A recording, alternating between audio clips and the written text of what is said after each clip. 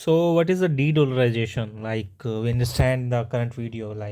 What is the de-dollarization and how to cope up this? The capital of that. So, U.S. dollar has dominance over the world trade and the capital flow for decades. And how the many nations are looking for alternatives to greenback to reduce their dependence on the U.S. So, de-dollarization, it's a process of substituting the US dollar as a country used for trading the commodities and other goods and services.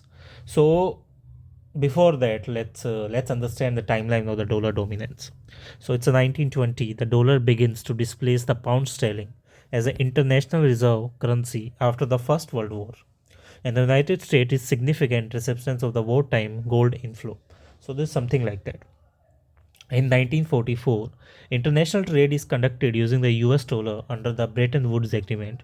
So this is a kind of the another agreement between the US countries and the other, other nations. This is something like that. That's a dominance of the US. 1971, President Nixon sees the direct convertibility of the US dollar to the gold. So this is something like that. They want to convert it to the dollar, and this is something for the another criteria or something like that. They want to chase it for the another mental satisfactions. In the 1960, the European and Japanese exports become the more competitive with the US export. There's a large supply of the dollar around the world and making it so difficult to back the dollar with the gold. So European and Japanese export like the more competitive with the US exports. And this is a large supply of the dollar around the world.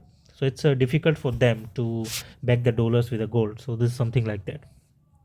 After that, in the 1981, this is something like that.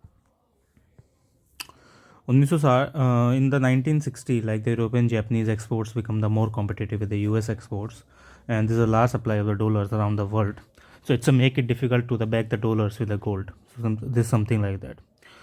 Next is in 1981. So after 2 years of the hyperinflation, the US dollar lose the two-third of the purchasing power. So it's 1981, and the 2007-20, it's a global financial crisis.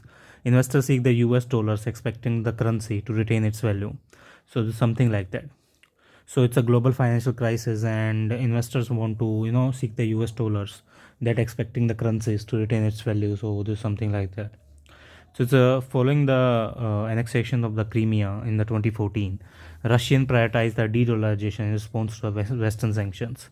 So Russians wants to incorporate the market, and they want to cover the market and control the market. So that's why there's a de-dollarization in the response to the Western sanctions. In the 2023, so it's a Brazil and Argentina. It's discuss the creation of the common currency, and the UAE and the India explore the use of the rupees to trade the non-oil commodities. Russia and Iran are working together to launch a cryptocurrency backed by gold. This is something like that. They want to explore that.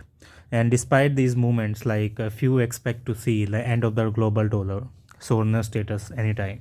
So currently, the central banks still hold about the 60% of their foreign exchange reserves in the dollar. So that's a very big number. And apart from that, it's a world's foreign exchange reserve. It's 98 point 59.8% is a USD, 3.3 is others. Then it's a euro, Japanese yen, GBP, RMB, CAD, chef, etc. So this is something like that.